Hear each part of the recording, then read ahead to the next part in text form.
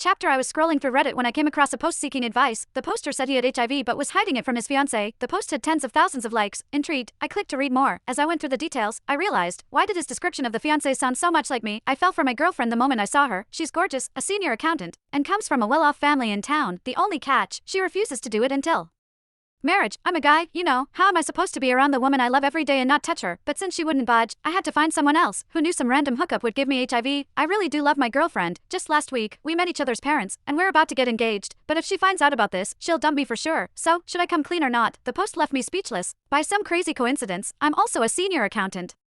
Just 2 days ago, my boyfriend Jake Allen took me to meet his folks over the weekend. Look, you can't totally blame me. If she hadn't been so frigid, this wouldn't have happened. Just my rotten luck, I guess. The comments section was a dumpster fire of disgust. After all, HIV is a serious, highly infectious disease with a grim prognosis. If this poor girl married him, her life would be over. Some people called BS, figuring it was just clickbait. The poster had no other activity or likes.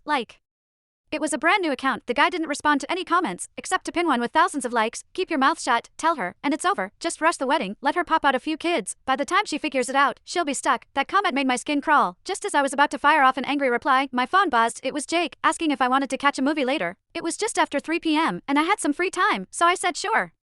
I pushed the post out of my mind and rushed to get ready. 15 minutes later, I was out the door. Jake picked me up in his car, sitting in the passenger seat. I stole a glance at my handsome, put-together boyfriend. We met through my mom's hairdresser. I'd heard his family ran a small business and had some money. He was always so sweet and attentive. We hit it off right away. I even felt lucky to have snagged someone so great. Surely, he couldn't be one of those scumbags, right? What's on your mind? Jake asked. Noticing my distant look, I snapped back to reality, shaking off the crazy idea. It's nothing, let's go. That post was probably just trolling anyway. My boyfriend wasn't like that. We saw a rom-com, his pic. Afterward, we grabbed a bite and chatted about the movie out of the blue. Jake said, Laura, you know, we're not getting any younger, just like that couple in the film. You met my parents last week, and they adore you. Why don't we tie the knot soon? I was floored. I hadn't expected him to bring up marriage out of nowhere. Sure, after meeting his parents, I knew we were heading that way, but right now, it caught me off guard. That Reddit post flashed through my mind again. After a moment, I said, marriage isn't something you rush into. We should have our families meet, and maybe get some health screening tests done first. Jake froze. What kind of health screening tests? Just a standard premarital checkup. I replied, I haven't been feeling great lately,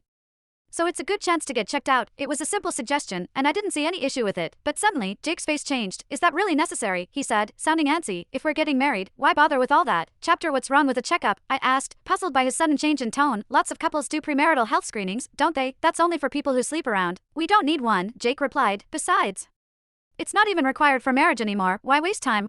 It's about taking care of our health. I was about to make my case when his phone buzzed, cutting me off. He glanced at the screen. A buddy just texted. Something urgent came up, and I need to go. Want me to drop you off first? He was already standing before I could respond. Seeing how rushed he was, I swallowed my words. No need. I can get home on my own. You should hurry, I said. All right.